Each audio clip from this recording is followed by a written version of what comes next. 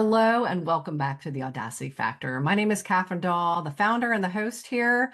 And today I'd like to just hit a top note of this whole idea of needing some sort of a breakthrough so that your life can somehow miraculously change, or whatever it is you're wanting to have happen in your life. That, a lot of the really big personal growth coaches, mentors, personalities, I'm going to call them because that's kind of what it's devolved into, as these big guru personalities that peddle this idea of a breakthrough.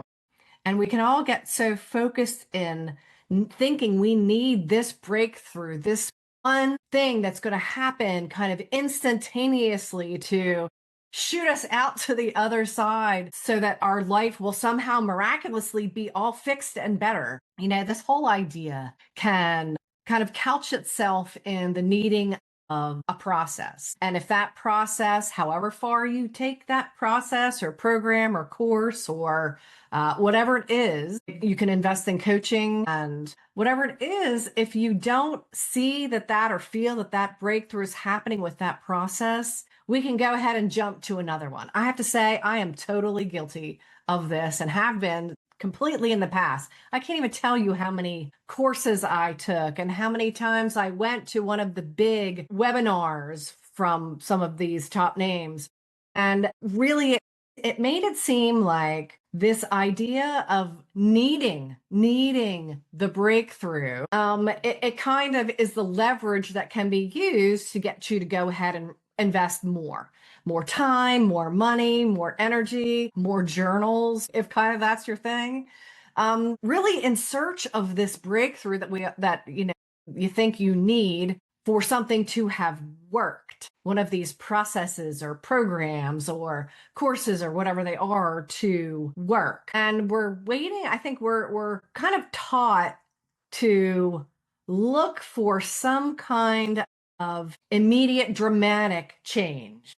And to be honest with you, most change happens over time because you continuously commit to working on it daily, whether it's your mindset, and that could be around anything. And that's a huge topic, right? Mindset has to do with our beliefs and our opinions and our obsessions, even things that we can get stuck in because whatever, that's the way I was taught. This is what my parents taught me. This is what I learned in my church. This is what I've been told about myself. So a lot of that is based in a belief system. And this all has to do with your mindset around, and it can be around anything. It can be around your finances. It can be around relationships. It can be about what you think success looks like. And you can go and check back in my other videos. I talk about the whole idea of success and failure, which I don't believe in. I like to think of things as an experiment, and it either works or it doesn't work. You would learn something, though, from that experiment. And it's literally that type of tack that you can take. You're not searching for some kind of giant breakthrough because it's really not a reality. A lot of times it can be perceived, and I know a lot of these things can be orchestrated when whoever's presenting this program, this personal growth program, and they focus on somebody in the audience. A lot of that is set up way ahead of time. And I'm not saying it's not real, but there's been a lot of preparation that goes into that. So they know a lot about the person. They've already interacted with them. It makes it seem like all of a sudden some light bulb went off. And I'm not saying that's not possible. However, it is not the common. It is definitely the exception to the process.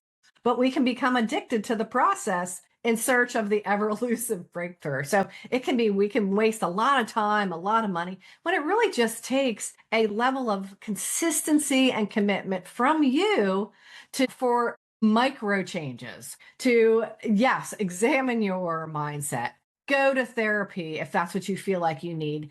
Get a life coach if that's what you think you need. I'm only really presenting here the idea that we can become disillusioned it's always in search of this breakthrough, in search of this momentous change that kind of happens instantaneously that doesn't normally actually exist. Not saying that it can't, but it's certainly not the norm. And it just has brought about kind of this addiction to processes. And it may be that, you've done this course and that course, and maybe you haven't done it the whole way through, and maybe because you didn't find anything working. I guarantee if you literally took a step back, something I've taught my painting and drawing students, if you take a step back and actually try to view yourself kind of from the outside, you can actually see change happening.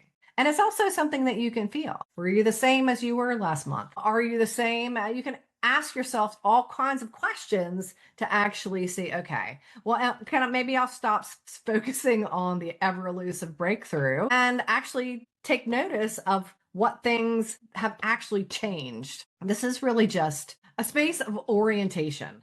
I want you to orient yourself to where you are right now, not projecting, your desire or need for this breakthrough moment or whatever it is, but take a moment to orient yourself right now in the present. Be real about what's actually happening, and then ask yourself, well, now what do I do? So if you let go of all of the dramatized and often mysticized idea of having this one moment that's going to fix everything and then your life is just going to be wonderful after that, really take a hard look at number one, what it is you're doing, what it is you're not doing. But, it's inherent in all of that is allowing yourself to be in the present with complete honesty and truth. What is happening in your life right now? What processes have you stacked up? Ask yourself questions, and you have to be willing to question yourself and question, yes, are there folks out there and courses and things out there that can help you? Absolutely. However, if we're holding this kind of ideal in our head, it can be really difficult to focus on actually the work of whatever process that you're using. I encourage you to question yourself. Say, what's happening right now? And now what do I do? Practically, simply, don't try to complicate it. Simplification can be a key resource for you to actually get yourself out of that bubble of needing this breakthrough that you think is the only answer, because I guarantee you it is not the only answer. So anyway, I wanted to put this out there. It's something that I have, I don't want to say wrestled with. I think I never felt connected with that whole idea. And it's peddled so vigorously that there are so many people like me who have invested tons of money, tons of time. I mean, for me, tens of thousands of dollars. And it's just kind of, you end up with the stack kind of like books you haven't read. You've bought them all with the intention of reading them, but they're still sitting there in a stack gathering dust. So where do you start? Start with something simple. Start with what's going on specifically today. And then what do you do about it? Ask yourself that question. Well, now what? And pop your balloon that says, I need this breakthrough thing. Okay. All right. I'll see y'all next time here on the Audacity Factor.